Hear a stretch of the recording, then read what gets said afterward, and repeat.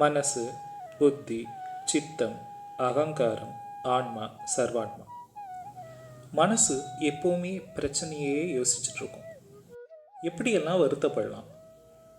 இறந்த காலத்தை பற்றி நினைக்கும், எதிர்காலத்தை பற்றி நினைக்கும், வருத்தப்பட்டுக்கிட்டே இருக்கும், பிரச்சனையை உண்டாக்கிட்டே இருக்கும்.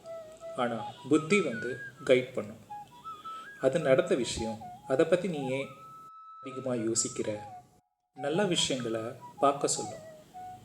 சித்தம் அப்படின்னா நம்மளுடைய ஆன்மாவில் எப்போவுமே எல்லா விஷயம் ரெக்கார்ட் ஆகிட்டே இருக்கும்.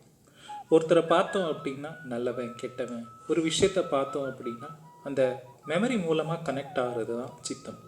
ஒரு சிடிக்குள்ளே ரெக்கார்ட் ஆன மாதிரி சித்தத்தில் எல்லாத்தையும் ரெக்கார்ட் பண்ணியிருப்போம். இந்த மெமரி மூலமாக ரெக்கார்ட் ஆகிறதுனால அகங்காரமும் இருக்கும். நமக்கு ஆணவம், அகங்காரம், இந்த விஷயங்கள் மூலமாக நம்மளால் ஆன்ம நிலையை அடையவே முடியாது.